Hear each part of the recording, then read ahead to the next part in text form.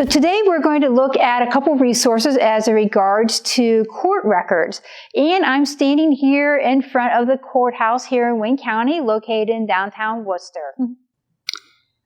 Welcome back. This is Deborah Kitco at the Wayne County Public Library. I'm the genealogy librarian here. And we've started a series on taking a look at some of the specific resources we have in our department. So often, people, in this day and age, it's so much easier just to go on Family Search or Ancestry and try to pull up the court records there. People try to depend solely on the internet. I actually want to come in from a librarian's point of view and say, don't forget about the books, because there's a lot of good books here at the library that can actually help you in your research. So the first part of the series, we talked about the abstracts for the wills and estates and guardianships from 1812 to 1851. And I had mentioned that this was when, the stuff was recorded at the Common Pleas Court. Those records, usually the file number is going to begin with like a B or a Y or a C, and that letter represents the first letter of the last name. And if it would say, for example, that is source was Y25, you'd actually come to the department and look at the microfilm, and it's going to be on roll number 23 that has Y15 to Z16 on there. So it's going to be included within this microfilm right here. The second book we're going to take a look at is the Will, Abstract, Estates, and Guardianships of Wayne County, Ohio, from 1852 to 1900. Now, in 1852, that's when Probate Court was actually formed here in Wayne County. And so these are listed as actually Probate Court records.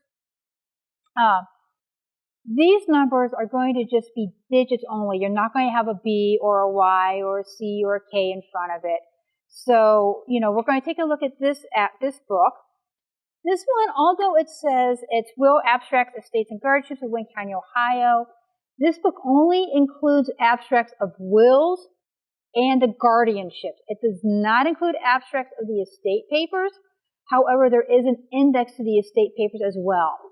So once again, this book was done by Richard G. Smith of the Wayne County Historical Society from the genealogical section. This was actually put together in about 1987. So this is way before the computer age.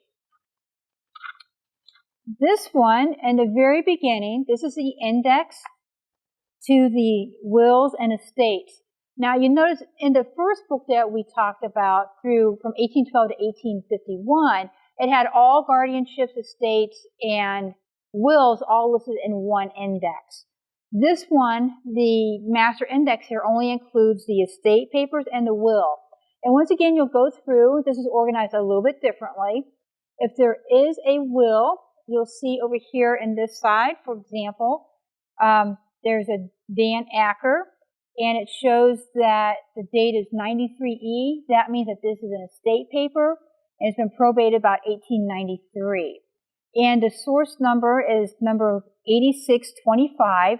The original journal is volume 27, page 509, and we do have these here in our department that you can look at.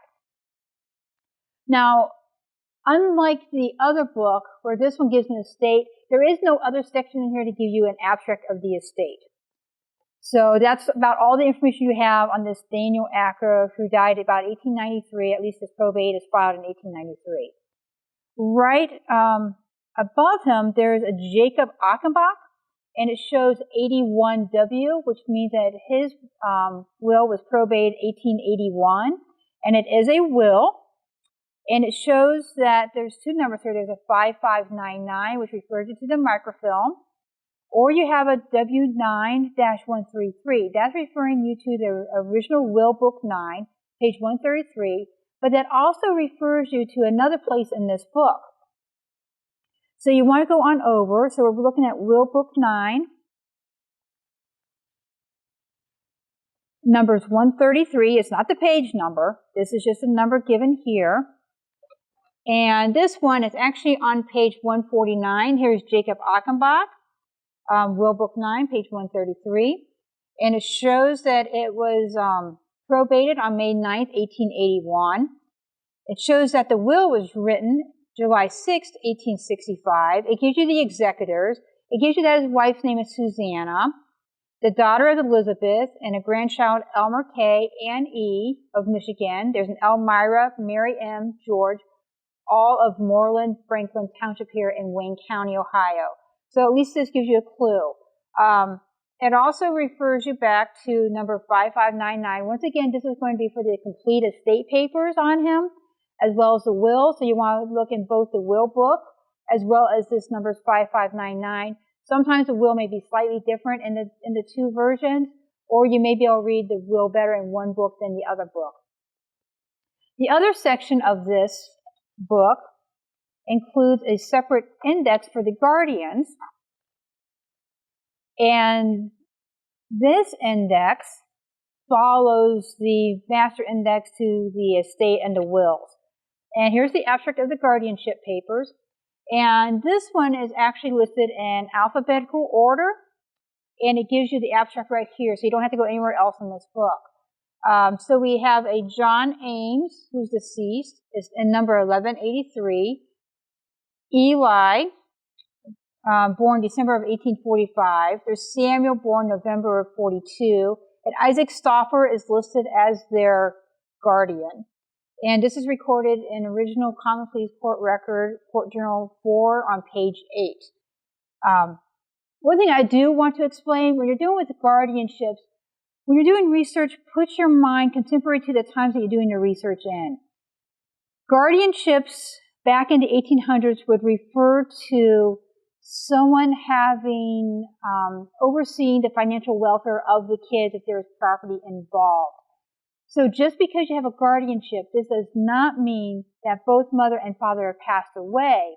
It could mean that the father has passed away and the mother needs to have, because she's not financially able to take care of the welfare of the kids, or does not feel comfortable doing that, or does not have the education to do that, they actually have someone outside of the family or some other member within the family assume the guardianship role of the kids. So the kids would still be living with their mother, except the guardian is actually overseeing the financial welfare. They're the ones who's making sure that they're paying for the school, they're paying for the clothing. If there's any type of property involved, if the property is sold to pay debt, then the kids should actually receive some type of funding from that sale of the property. So when you think of guardianship in the 1800s, it's more a financial guardianship, not the physical guardianship.